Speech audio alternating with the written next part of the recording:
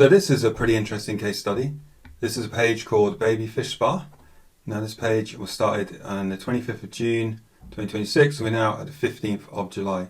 So this page is only 2 to 3 weeks old, which is a pretty new page.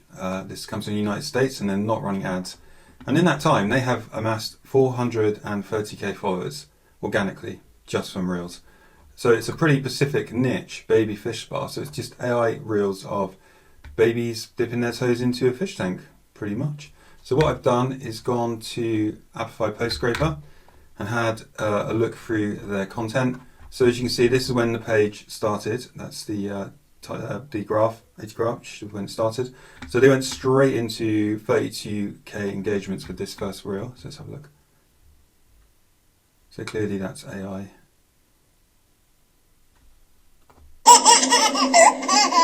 And the baby's doing its laugh. So they're all pretty much like this, which is a really specific niche. It's not just cute babies, it's actually cute babies dipping their toes into fish. So there's 2.9 million engagements on that one, so that looks like the most viral.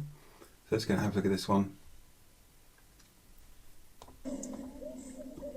Same sort of thing again. Looks really realistic, but I mean, this is crazy, right? It's a little 10-second video. I'd advise you to make the videos kind of 15 seconds minimum now, just because of some changes in the Facebook algorithm where it rewards longer videos and longer video view times, but like YouTube does. So if we look here, they're just running some hashtags and actually writing anything. So they're all saying it's AI, of course, which is fine, but people enjoy these videos regardless of it being AI. So I think that's quite a takeaway. Don't just not do something because people will think it's AI. That actually can help you in some ways. Okay, so what I've done is downloaded their most viral reel and I've uploaded it to ChatGPT. You don't have to use ChatGPT, just any AI that you want to use for this, but I just like using ChatGPT for this sort of thing. So I've uploaded the reel and I've asked it to watch the reel. It's important you have to tell it to watch the reel and create a cling-free prompt to emulate it. So it's gone through the process here. It took 1 minute and it watched the reel, it broke it down in screenshots and it created this prompt, and also a stronger viral version. So we don't want to create exactly the same post as what went viral because that's not original enough. We want to change it up a bit. So what I've done is I've gone over to OpenArt, which is my AI platform of choice. So I've used Kling Free, which is great for this sort of thing with humans. I've added in the prompt. I've just changed it to a yellow top because I didn't want it looking too the same. We said it's 15 seconds, 9:16, so it's real size audio on, so then it'll capture the laugh. So let's see how it turned out.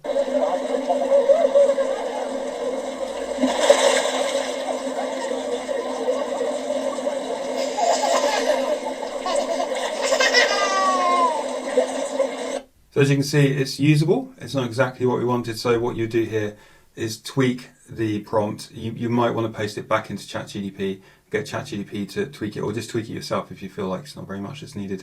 I think the thing is you have to have the kind of camera closing in, much more close than this, and make sure that you specify it's in a fish tank rather than in the sea. But I think that's a pretty good result. So that costs 500 credits on OpenArt, so that's not too bad. So that's how we can actually take inspiration from pages like this and create prompts via AI, which you always want to do because it's way too hard, I think, for humans to write the kind of prompts that videos need.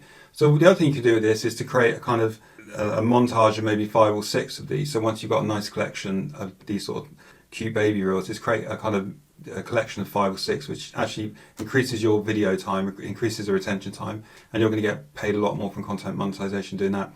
The other thing to do is to take this concept of kind of the baby fish tank thing and actually brainstorm with AI to create more pages that will give a similar effect. So a kind of cute, emotional thing that really resonates with older audiences. There's so many niches like this. You just have to discover a new one, because the originality isn't just about the video, the reel that you make. The originality is also about, can you come up with an original idea that's going to work really well on Facebook? And if you're the first person that can do that.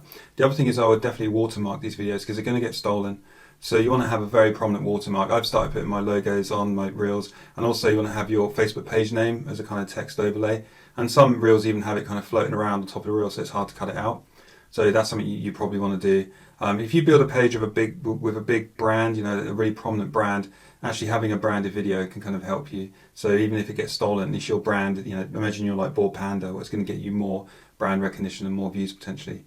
So that's a really interesting niche. It's a small niche, but it's a very powerful niche. The videos are pretty easy to make. There's not really any dialogue, so it's definitely something that's worth looking at.